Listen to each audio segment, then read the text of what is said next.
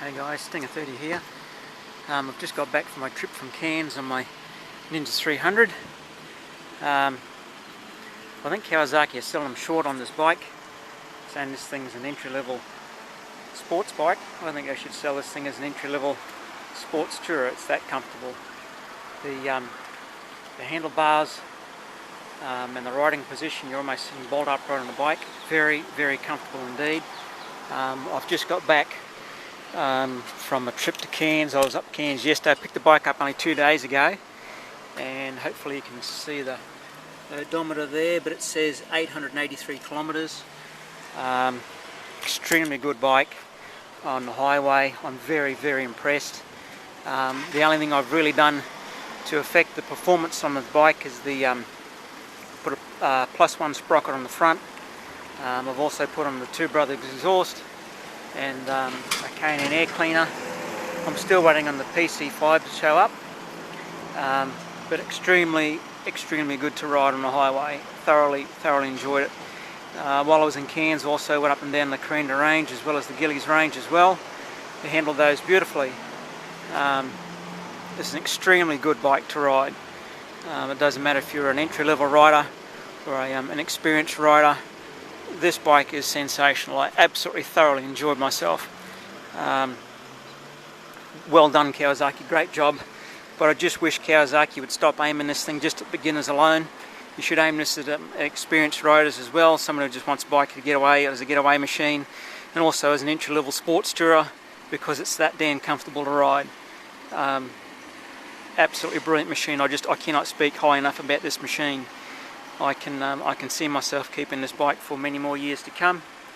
As you can see, I've also got my my dry rider tank bag on the fuel tank. I've also got some.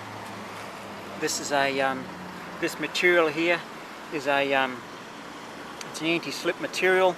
You can pick that up for only a couple of dollars down at your local Woolworths or El Cheapo throwaway store. Just chop the thing up so it's the same size as the magnets on the bottom of the tank bag, and stick that on top of your tank so you don't wreck your tank. I've also got the Kawasaki genuine touring screen on there as well.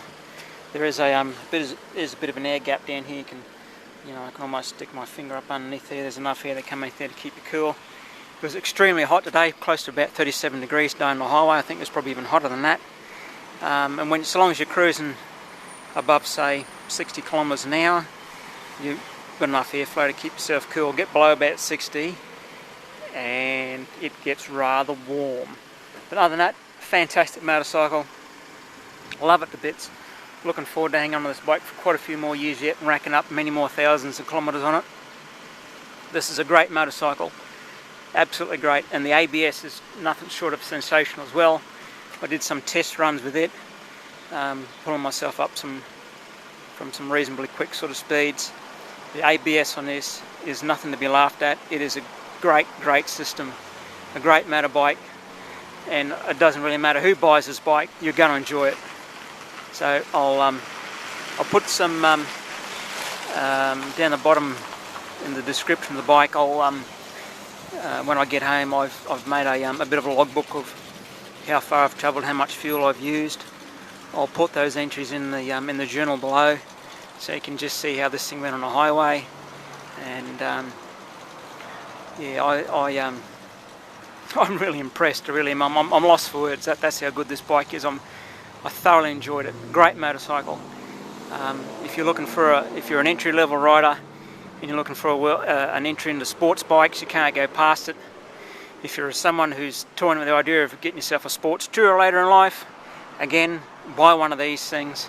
If you're an experienced rider like I am, and there's no need for you to carry your wife in the back of your bike because she's been and got a license just like what I have. My wife's got a license, she's got her own bike, and there's no need to carry her around the back. Then by all means, get yourself one of these things. You will not be disappointed. Even though it's only 300 cc's, you'll get people try and knock you and tell you, oh, you don't need, what do you need 300 cc's for? Oh, you should go and get yourself 600 cc's. Oh, you need 900 cc's. Well, this may come as a bit of a shock to you. You can go and buy a 900 cc bike, that's fine. But in first gear, you're going to lose your license. The speed limit on the highway is still only 100. And while you're losing your license, I'll be flying on by and I'll be getting myself no speeding tickets, and I'll be getting 25 kilometres of fuel to 25 kilometres per litre of fuel, and I'll be keeping my licence. Fantastic. Don't let anyone try and tell you that 300cc's is no good. They're full of it, absolutely full of it. There's nothing wrong with this bike at all. This is brilliant. So yeah, as I said, I'm lost for words. I can't speak high enough about it. It's a fantastic motorcycle, be it for beginners or experienced riders, whether you want to get yourself into sports bikes or sport tours. I just can't speak highly enough about this bike, and make sure you get yourself the ABS. It was well and truly worth the wait. I had to wait about 4.5 weeks before I got mine, and to be honest with you, the bike is that good. After spending a weekend on it, I would have been quite happy to wait another 4 weeks to get this bike because it's that damn good. Thanks for listening, guys. I'll talk to you later. See ya.